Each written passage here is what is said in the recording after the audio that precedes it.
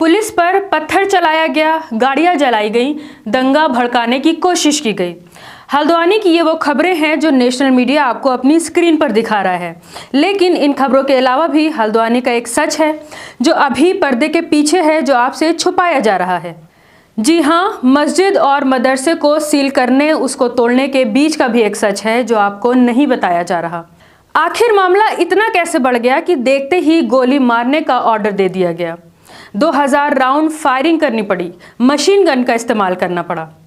आपको बता दें कि 25 लोगों को गोली लगी है, 14 लोगों की मौत हो चुकी है और इन 14 लोगों में सिर्फ 9 लोगों की आइडेंटिटी कंफर्म हुई है और 6 ऐसी लाशें हैं जिनकी अभी शनाख्त भी नहीं हो पाई। इस पूरी घटना में आखिर गलती किसकी थी? उनकी, जो कोर्ट के केस में होने के बावजूद मस्जिद को अवैध बताकर तोड़ रहे थे, या फिर उनकी जो मस्जिद और मदरसे को तोड़ने से रोक रहे थे, अंदर से किताबें और कुरान को निकालने की मांग कर रहे थे?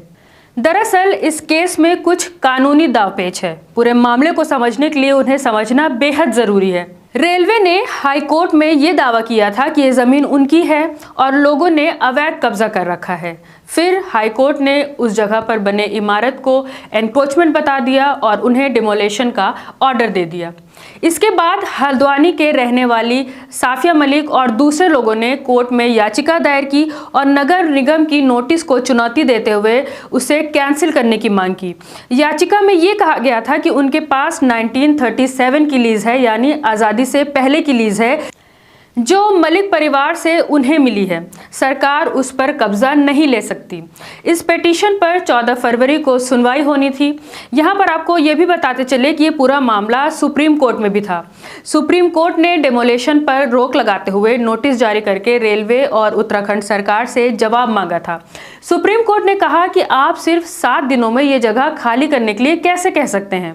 सुप्रीम कोर्ट का कहना था कि हमें कोई प्रैक्टिकल समाधान ढूंढना होगा। समाधान का ये तरीका नहीं हो सकता। हमें nature of land, nature of rights और नेचर ऑफ ओनरशिप जैसे कई एंगल हैं जिनकी जांच करनी चाहिए। आप सिर्फ 7 दिनों का वक्त दे रहे हैं और ये कह रहे हैं कि ये जगह खाली करो। ये मानवीय मामला है। भले ही ये ज़मीन आपकी हो, लेकिन कुछ लोगों ने ये कहा है कि उन्हें ये 1947 से पहले मिली है। कुछ लोगों ने यह ज़मीन लीज पर ली है और मकान बनाए, तो कुछ लोगों ने नीलामी में खरीदा।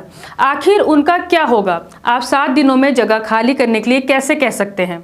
उन्हें पुनर्वास के लिए, यानी उन्हें फिर से बसाने के लिए कोई स्कीम्स होनी चाहिए। लेकिन इसके बावजूद मस्जिद तोड़ी गई, मदरसा तोड़ा गया और अंदर रखी इस्लामिक किताबें, कुरान, सब इमारतों के साथ ही ढहा दिया गया।